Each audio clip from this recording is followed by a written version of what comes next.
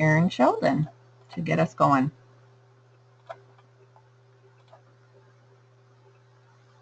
Oh, hold on.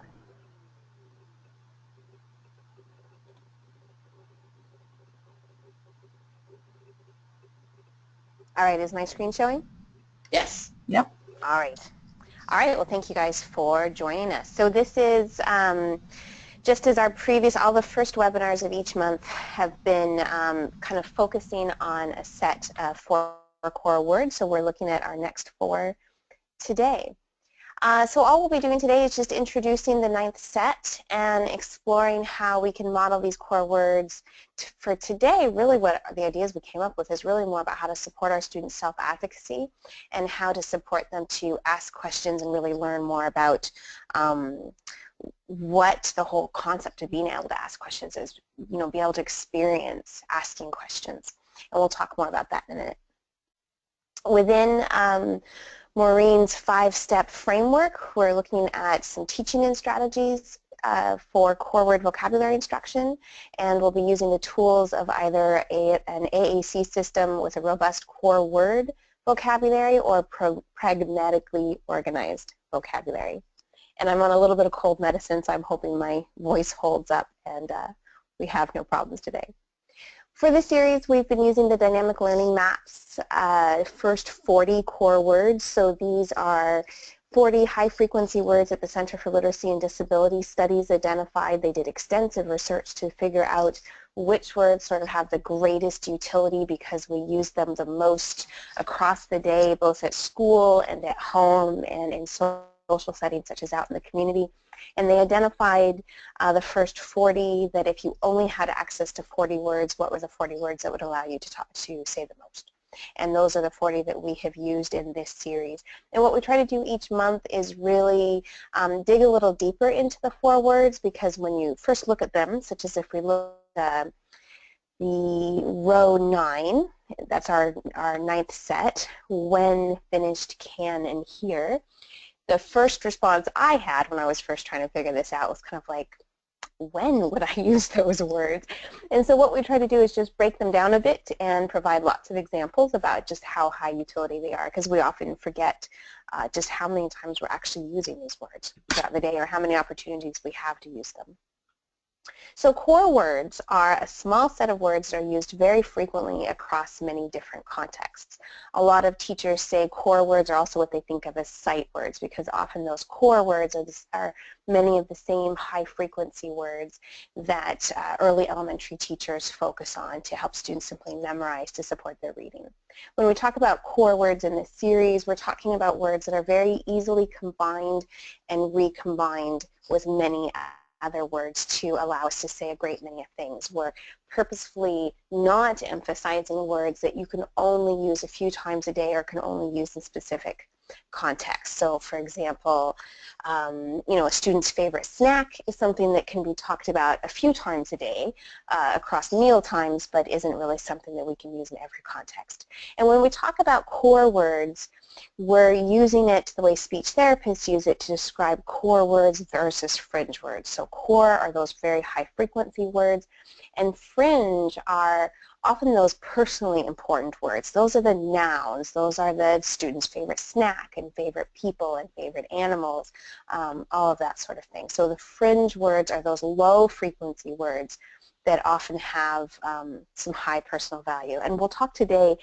this month's words really lend themselves well to beginning to combine them with those nice fringe words. So take a look in your system or your student system. The set 9 includes the words when, finished, can, and here.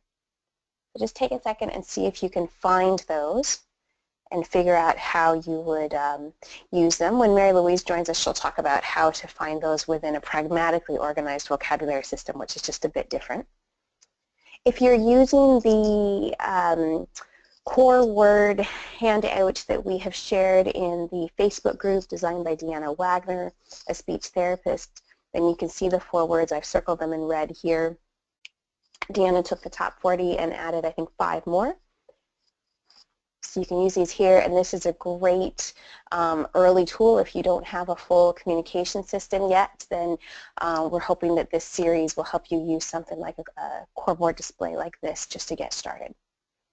And if you're using the Proloquo Go system, which is the most commonly used system just according to my own surveys of our Angelman families, then you'll see what we've done is this is the 6x10 crescendo vocabulary from Proloquo Go. If you'll remember from the beginning of the series, we talked about how to know if you have a robust vocabulary or not. Maureen Nevers did around that, and the 6x10 is a really nice starting point if you haven't looked at that yet. So here within the 6x10 system, you'll see that 3 of the core words are right there on the home page, but the word when, we just need to go to the question folder and discover it there. So our targeted core words, there's several reasons that we're doing it. We're trying to strengthen concept knowledge of specific words by associating these words with really meaningful activities across the day. And when you think of a word like when, what we're likely trying to do with the concept knowledge around the word when is strengthen the student's understanding of what questions are and how they can ask them. Because questions are very dependent on language. You can't ask questions. You can't ask questions about what's going to happen in the future. You can't ask questions about things that have happened in the past unless you have access to language. So while many of our students with Angelman have been able to request physical objects, they've been able to request snacks, they've been able to use photos and gestures to request help or to request certain people, to request objects, many of them have absolutely no experience with asking questions. And I don't think it's a coincidence that top neurologists in the field, such as Ronald Lieber in Boston, find that there's anxiety that develops in our kids the older they get, and that by adolescence and adulthood, he is treating anxiety in a large proportion of our Angelman population. If you couldn't ask questions, and if you couldn't ask about the future, and if you couldn't ask about the past, then that would likely generate some anxiety. So as we look at good question words like when, keeping that in mind, we might have to model that even more than we've modeled many other things, because our students may have had zero experience with asking questions up until now. So the whole concept of having access to asking questions will be a new one to them. Also, by targeting these core words, we're learning how to just automatically access those targeted words for expressive purposes. We're learning ourselves how to do that, as well as creating as many opportunities for our student to use these words, combine them, recombine them. We're just inviting them all across the day. By targeting words, we're just trying to create those extra opportunities to give our students extra practice and extra invitation to use them. As we look at our set 9 core 4 words, what I really see here is vocabulary that allows our students to begin to seek information they may have not been able to seek before, and to self-advocate, to start really negotiating more of what goes on throughout the day and having just a little bit more control over their environment. So we'll see how these words lend themselves to that in a moment. The first word is when. So we all know this word. It's a question, an adverb, and it really just indicates at what time. So we will go when. We will go camping, we'll go to the store, we'll go to school when. It indicates then. It's a conjunction. So we say things like, I love it when we camp, or I love it when you hug so gentle, or I was just falling asleep when the spider dropped from the ceiling, right? So we use it that way as well. We use when to direct others. Carolyn just reminded me of this. To tell me when that's enough milk, or tell me when this is where you want it. So particularly for students who don't have the motor skills to complete a number of different tasks independently, words like when can help them direct others. Tell me when I've got it in the right place. Tell me when I found the right word. Tell me when I found the right letter, that kind of thing. When is a really powerful word to be able to be specific, telling others when that's what you were looking for. And it's also a great snarky word. So we will eat the chocolate when your sister gets here. When? Right? So it's just a great little exclamation word. So particularly for our older students, our teenagers who are young adults who might already know the concept of the word when, certainly receptively, they've heard it used enough times, the kind of thing that might motivate them to use it more is just to have more snarky opportunities. And this will be a bit of a repeat already, but just remembering that without questions and without an AAC system, most of our students have never been able to talk about anything abstract, anything that's not tangible that's in the same room. So they've never been able to ask when something is going to happen, what's going to happen tomorrow, or to ask about things that have happened in the past. So when we focus on a word like when, we're really creating access to some of the most powerful parts of language.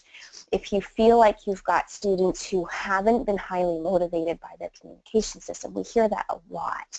We hear from a lot of families and teachers and speech therapists who say, but my student can already communicate about everything. What does he really need AAC for? Or she just really prefers to use her body to communicate. She's so expressive. I mean, what do we really need AAC for? This is when. This is the kind of thing that no student can use their body alone without access to language to be able to ask questions, particularly about the future, the past, that kind of thing. And so if there's one thing that might be the most crucial about access to AAC, it's this ability to be able to ask questions and to imagine living in a vacuum where you just have to wait for things to happen around you and you don't have access to a way to ask what's going to happen. This is something that every student with Angelman, no matter how expressive they are with their bodies, this is something that they need AAC for. Carolyn, do you want to add anything to that?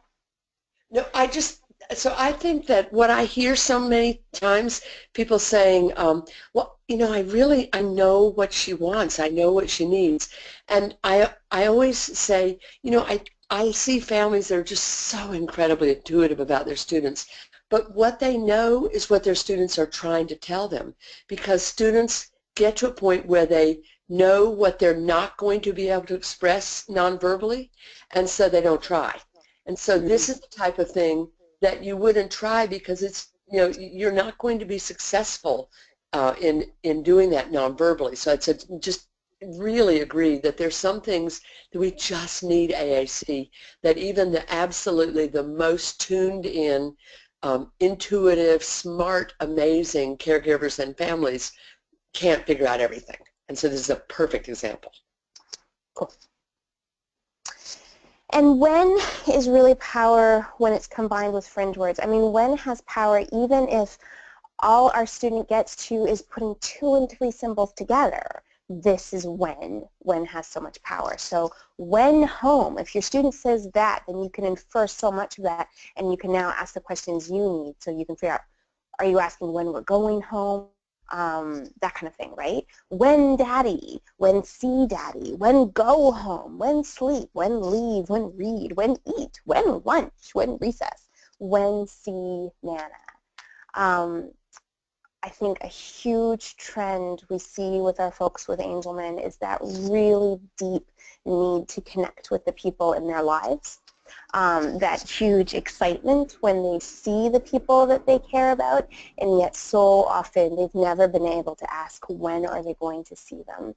And we can use the word when, we can model it, we can show them how they can actually receive that information. Carolyn, feel free to jump in on any of these. I will. This is going great. All right. So I think one helpful way to do this is to model I wonder statements as often as possible. So I wonder when we will go to recess. Let's look at the schedule. I wonder when daddy will be home. Let's send him a text. I wonder when dinner will be ready. Let's check the timer. I wonder when your sister will arrive. I haven't heard from her. I wonder when the bus will get here. I wonder when it will be finished, right? When we model these I wonder statements, all we're modeling on their device for our beginning kids is just those few keywords that I've capitalized. So I wonder when daddy will be home. We might only model the word when, but we're going to say the whole sentence out loud. And the more that we can model these I wonder statements, the more that we are starting to demonstrate to our student a way that they can access this asking for information that they may have never had before. And in classroom situations, I think we don't see this I wonder done often enough. But once we've done this a lot, we've really done a lot of modeling I wonder, then we could model let's find out, and model asking someone, that we're actually modeling, pausing and having a pregnant pause, let's ask Miss Jenkins, when math will be finished. And then if the student doesn't initiate, we can just ask them, is it okay if I ask her? But asking using their system so that we're getting that next little step from I'm modeling the I wonder to we're actually using this to get that information from a third person. So just thinking of how we can be very strategic in moving forward to the point that students begin to ask questions themselves without pressure. Awesome. And we can combine when with things like visual schedules, calendars, that kind of stuff. So many of our kids have a visual schedule in their classroom. I think visual schedules and all kinds of different visual supports are really helpful for our kids. And here's how we can bridge with their AAC. Here's how they can bridge with questions so that their visual schedule isn't just something that tells them what to do when, but is also something that they realize that they can go to seek information that has answers, and they can ask questions about it. So let's see when Mrs. Johnson's coming, or let's see when music will start. Let's see when we go home, that kind of thing. The second word that we're focusing on this month is finished, and it's just an adjective that means something is completed, or ended. And we can announce that we are finished. This was one of the first words that Maggie liked to use, my daughter Maggie, was to be able to announce that she was finished, and she often would announce that very early when I thought we'd actually only just gotten started. And so then that led to learning how to try to negotiate. No, we're not quite finished yet. And then getting to the point of demanding finished.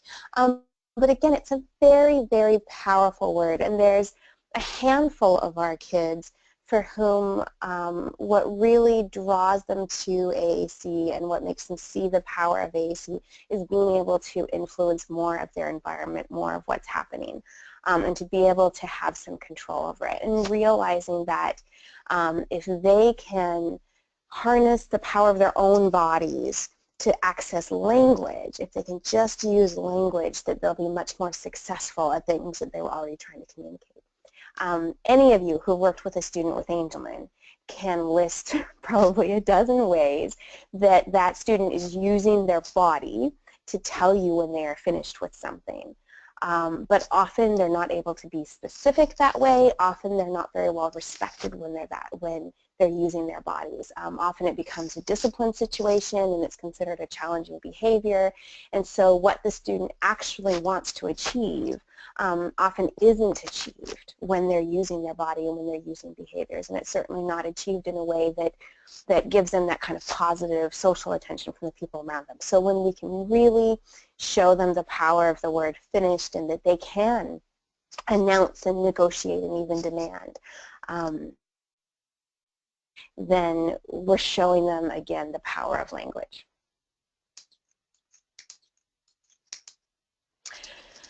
Because without access to a word like finished, our students only have their bodies to announce, to negotiate, to request, to demand an end, meaning they're dropping to the ground, they're shoving things off their desks, that kind of thing. So if we're going to help them be really effective communicators, particularly with people who don't know them well, particularly with people who otherwise simply direct them in what to do, then we've just got to bridge that access to language so that they can see the power of it.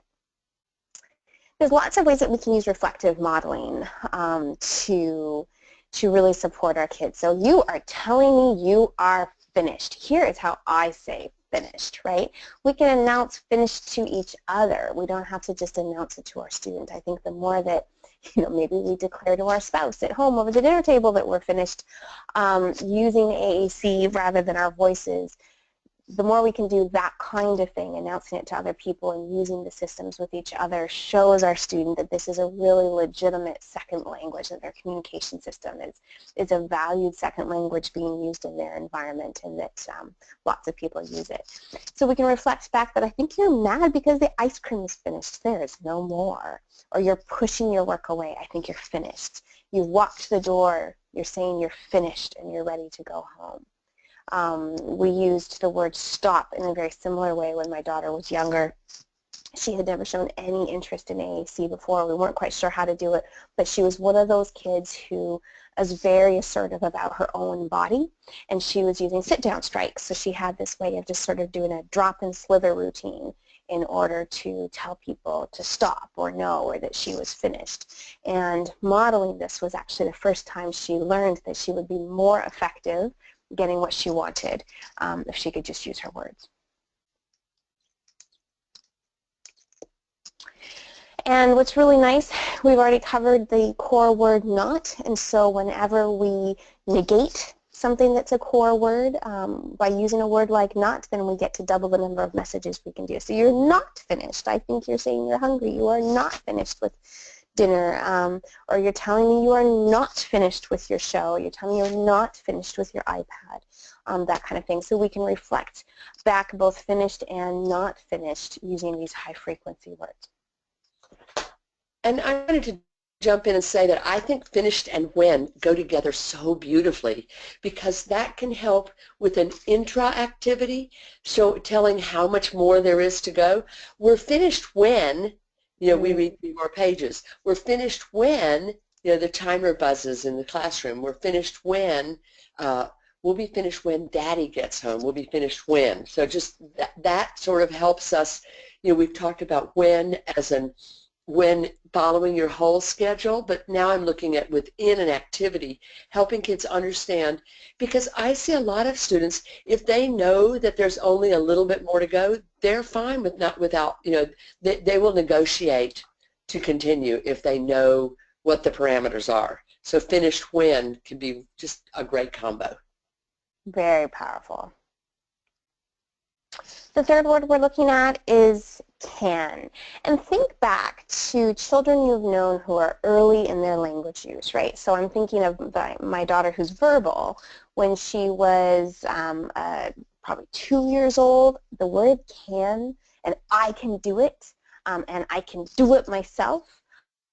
Those kind of phrases were extremely powerful. Anyone who is just beginning to really access language and is early in that expressive language development, words like can are so powerful to begin to assert yourself to the world about what you are able to do, that you can do something. And we begin to use the word can to be able to ask questions and seeking permission. So, you know, can I do this? Yes, you can. Can I have this? And again, without access to words, the way that our students are currently demonstrating what they can do is using the body, often shoving our hands away, our bodies away, insisting on doing something. Or the way that they're asking if they can do something is often by having to start initiate doing it already, right? So can I touch this? Well, the only way I can ask for permission to touch this is to start touching it while looking at the person I want permission from. So for our kids to really be able to assert themselves, to ask these questions, to get that kind of permission and to be able to do it in a socially appropriate and socially powerful way, words like can just really let them do it. And can is fun. I can do it myself. Something I like to do with Maggie is just kind of like whine and beg using her communication system. So please, please, can I, please, can I? If I'm trying to nag her into something. And then Carolyn, you reminded me of the expression, just can it. You want to talk about that? Yeah, just the idea that when somebody's annoying you or they keep going on and on about something, just like, oh, can it? You know, it's like, stop. This is just like ridiculously annoying. But it's a much, much more fun way than just saying stop. It's that snarkiness that gets that social interaction, that if you say can it, people are going to laugh when if you tell them to stop, we don't have the tone of voice to go, oh, stop. Like, you know, really, enough already, stop. And so, you know, right now people keep talking about the election, and there are times you just don't want to hear it anymore. You're just sick of it, and you just like turn to them and say, oh, can it? Well, we want our kids to be able to do that. It's really fun. And I can picture some of our teenagers. Carolyn, you know some of the teenage boys I'm thinking of in particular who, if they just had access to this, if this was just being modeled, I think they'd have such a blast, particularly with their brothers. Oh, I see them right now. Awesome. So we can use can to instruct and encourage, whether it's because we know our student can do this, but maybe they have some learned helplessness. Maybe it's because we're giving them instructions about things like, I need you to control your hands. You can control your hands. Often our students are really struggling with impulsivity over their hands. And remember that if they haven't had access to language, the only way that they've been able to express a lot of the messages we've already talked about, such as can and finished, is with their bodies. They've had to use their bodies to physically manipulate things and people. And therefore, they haven't necessarily learned a lot of impulse control. They haven't learned that even if they pull their hands back and don't touch something, that they still can have power, that they still can communicate a message. Well, we can show them that they can use their hands, they can control their hands, they can control their hands and use access to language rather than using their hands to physically try to communicate something. And we can use their communication system to tell them they cannot do that and help lay down the rules. And the more that we model rules like, no, you cannot, the more that we're actually creating an invitation for our students to say, yes, I can, and begin to have that negotiation back with us. So ways that we can do this is with lots of reflecting modeling. So for example, you're telling me you can do this yourself. Maybe you're pushing my hands away and you're trying to do it yourself. Oh, you're looking at the remote. Yes, you can change the channel. You walk to the door. I think you're saying you're finished. Yes, we can go. You're clutching your iPad. Or I think you're saying, no, I cannot have it. Okay. And I think that it's really important for us to remember to use our manners and to ask for permission. So just as our students haven't had access to a way to ask questions before, often we have not asked them some of the questions that we need to be asking, that we would have asked of more verbal people. So can I touch you? Can I move your wheelchair? Can I have your iPad for a minute? Can we try to finish this first? Can I look in your backpack? Can I help you with this? We can start remembering our manners and use their AAC system to model all those kinds of personal boundaries, to model that good use of manners. I've seen lots of really well-intentioned folks telling our students, use your words, say please, say thank you, and yet what we haven't done is model our manners ourselves with their communication systems, particularly over things that have control over their body and control over their possessions. I think this is so powerful, Erin, because I try personally just so hard to be respectful and ask for permission, but I don't always use their system to model that, my asking for their, you know, I do it verbally. So I will make a pledge to try to do that requesting permission in a way that's also modeling how they can request. That's fabulous. Well, this really, preparing for this webinar just really got me thinking about it. And particularly, Carolyn, you know the book that you wrote with Don Johnson, was it one of the Yes. literacy starters, the book by the AC? Would you describe that book really quick? The book is called Memo. I'll put a link to it because next month it's actually going to be one of the recommended books. It's about a young woman who's really frustrated because people don't ask her permission. They talk around her and behind her. They don't ask if they go into her backpack. They don't ask her opinion about something. They just assume she thinks the same as them. And so she's just very frustrated. So I was thinking about that for this week and also for next week. So that's a perfect example. So the book is called Memo, and again, I'll give you a link.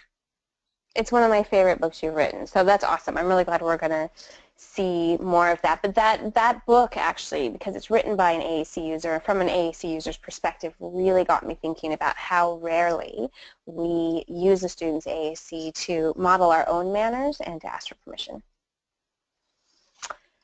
And the final word is here. So it's just an adverb. It means in, at, or to this place or location, such as she is here or we're here. It's something that we say a lot while introducing someone or something or offering something. So, oh, here it is. And we also tend to use it when we're requesting someone's attention. So maybe before we ask them a question, like, can I take that for you? We often say, here, can I take that for you? And it's just a way of getting their attention.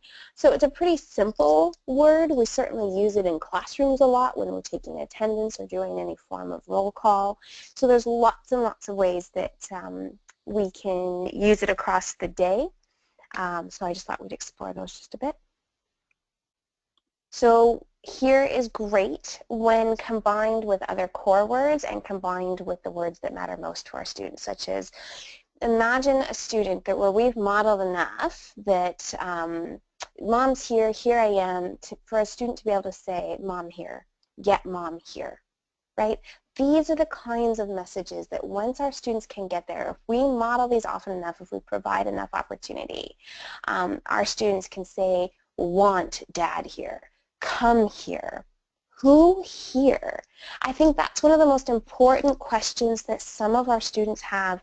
If you have a student who hesitates to enter a new place, to enter a new room, we have a lot of students who demonstrate some anxiety when they get to someone else's house or they get to a new building.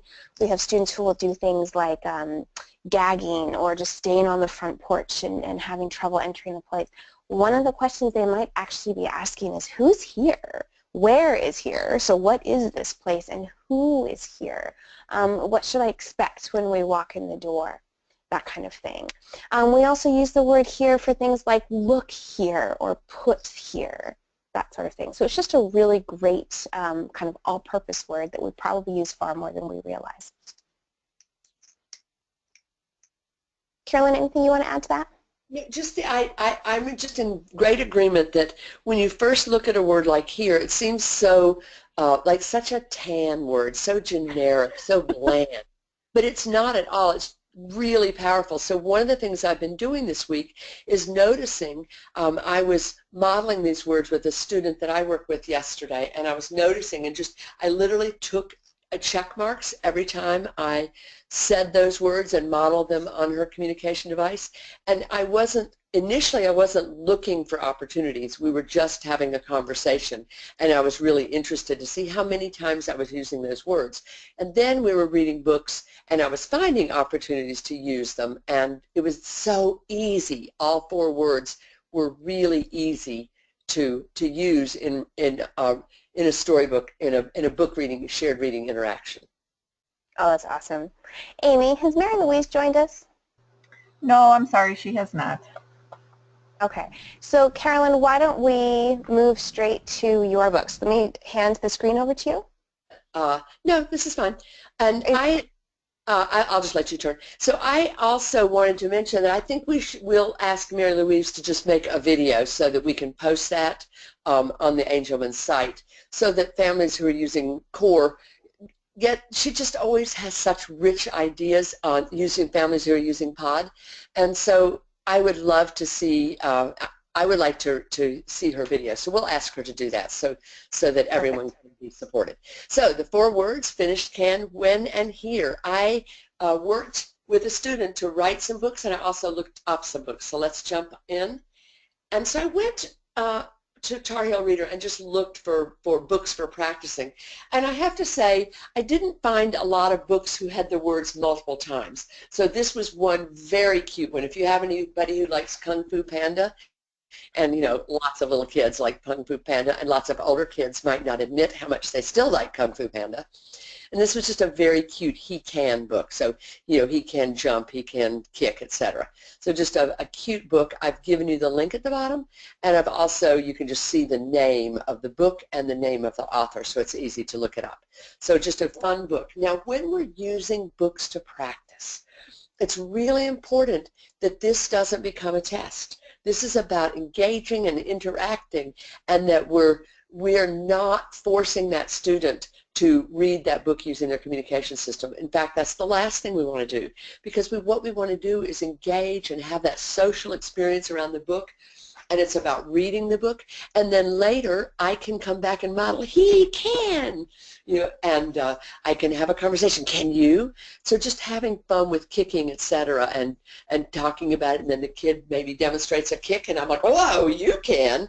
So just having fun talking about it, but not trying to read word by word using the communication device, because that isn't developing fluency in reading, and it's not developing fun in reading, and it's just not the way we want to go.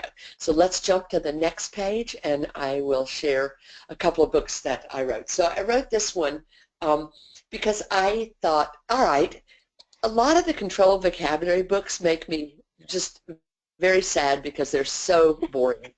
Think See Dick Run, which actually makes me just want to weep. And so I was trying to think of how we can use these 4 core words and not make it too boring, and also include some of our previous words like he and I and you and get and have.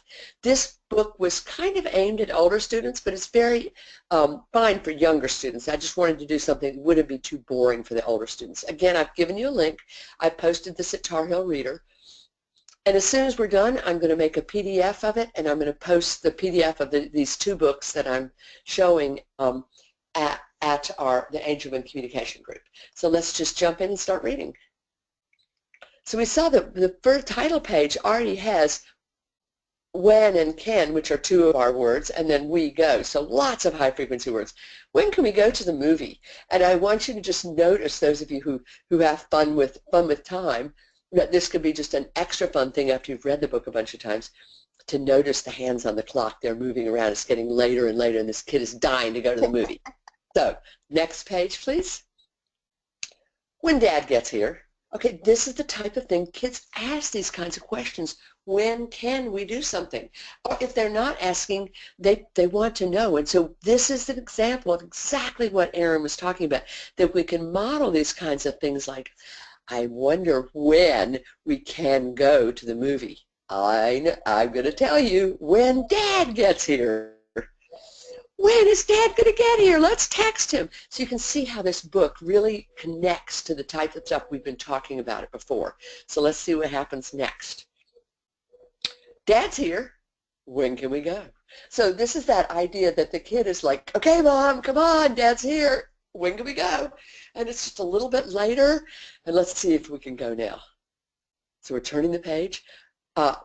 There's always another step, right? It's from a kid's perspective. Think how many times this happens, that we're going to do something. There's always just jump through one more hoop, one more hoop, one more hoop. So this is where that story gets at. When you have finished dinner. Okay, next. Dinner's finished. When can we go? Oh, I don't know. Let's see. When we finish the dishes, right? There's always something more. This is just kind of the story of our busy lives. So this book tries to reflect that.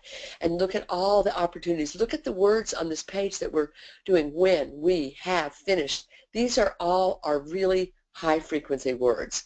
And dishes is pictured. So this is also going to be a book that your students can learn to read and own the text for that by looking at the picture and the pattern.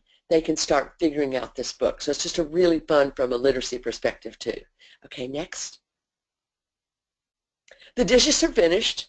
Do you see this pattern? We've got when we have finished blank. And now blank is finished. And then our repeated line, when can we go? So again, getting another opportunity to use finished, making that fit in, and then asking, when can we go? And this is just a really fun thing to have your students modeling that. When can we go? And using that throughout the day. It's so fun when we link, when we do a text-to-self connections. So if you've read this book a bunch of times, then you can ask that when can we go question and have a lot of fun with it, and you're referring back to the book, and you hold up that book and say, oh my gosh, I want to go shopping. When can we go? And then we go through the whole litany of all the reasons we can't go until A and B and C. You know, when Dad comes home, when we've done this and that. So when you get dressed, etc. So we can take this story and retell it during our days. It shouldn't just be a stagnant one-shot story. It should be a story you read multiple times, and then you have fun just reenacting the story in your life. Okay, so the next page. When I find my purse, right? Does this not ring a bell? All of your kids have seen you running around the house talking about, oh, I know my purse is here, but where is it? I can't find my purse. And so this is just a great opportunity to model that in other times, to take this story and read it and have fun with it. And then later, when you can't find your purse, you can say, go to their devices, say, we can go when I find my purse. Ah! And so just having fun modeling that conjunctive use of the word when, that conditional phrase use. Okay, next. And then I guess I didn't put the whole story in, but then it ends that we say, you know, there's your purse, and then when can we go? You know, when can we go? When I find my keys, when can we go? And then I found my keys. Last one of the car is a rotten egg.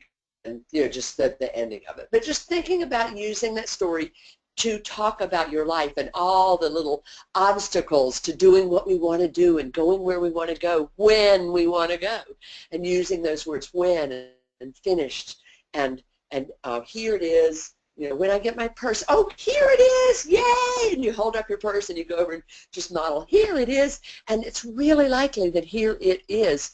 If you're using a vocabulary set such as Proloquo, it's very likely that those are they're really easy. They're either one or two hits. So very simple for many systems. Okay, the next story is Who Can, and I wrote this with a student, Ev, and so you're going to actually get to see some pictures of Ev. So we have our Who Can. So next, who can ride? I can. And so now we see our student who's actually on, you know, doing hippotherapy. The next page says, who can ski? So you can see this is a much simpler story. Who can ski? Next page. I can. Now, initially we were thinking about having be I can throughout the whole book, and then her sister said, you know, it would really be fun if we have other people. She said, make it so that lots of people are able to do things. If you said he can and you can and she can and we can, and I thought, what a great way to practice those pronouns we did previously. And I'm going to make you look. Is it a boy? We might use the word he. Is it a girl? Use the word she. So we're going back and connecting to those words that we used previously. So let's see the next page. Who can dance? She can. So that pattern plus picture equals success. We're looking, we know we're on talking about can, and we look at the girl, so we know we want to say she. So having fun with that. Who can sing? And now if I covered up the words, once you've read this story a couple of times, you would know that it's going to say he can because there's a boy in the picture. So it's a great way to sort of figure out when to use our personal pronouns and have fun with that, as well as practicing our new words, can, and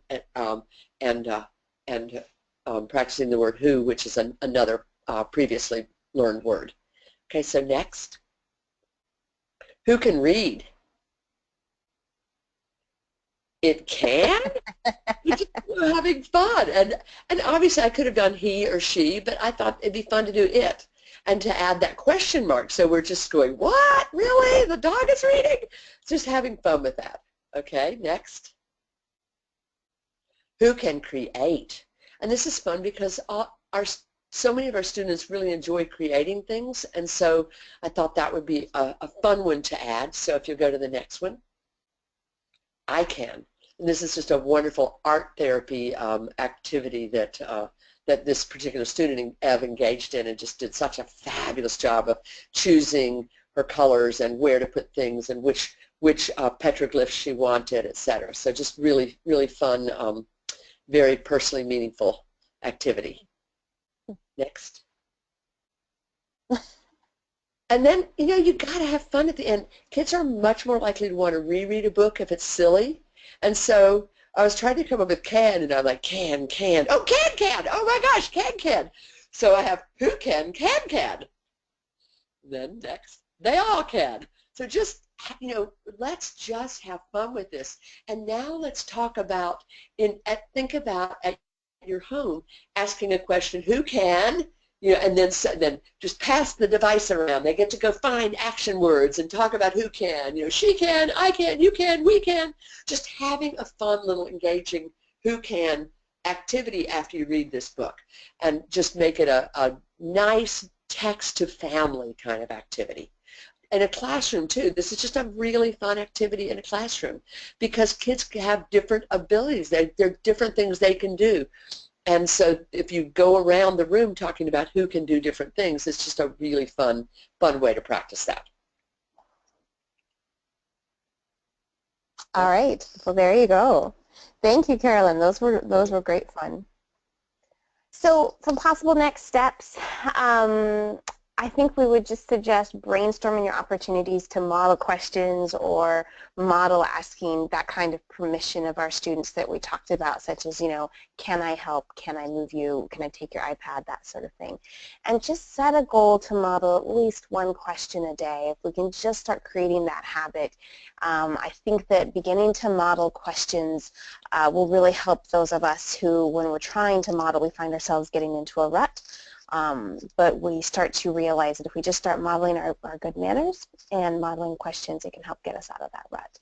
So share your experiences in the Facebook group.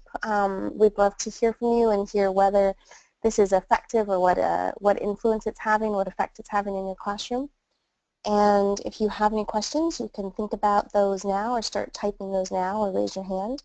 And I'll just end with the reminder that the ASF Communication Training Series is made available by the Angelman Syndrome Foundation through a generous grant from the Foster Family Charitable Foundation in California. And now we can take questions.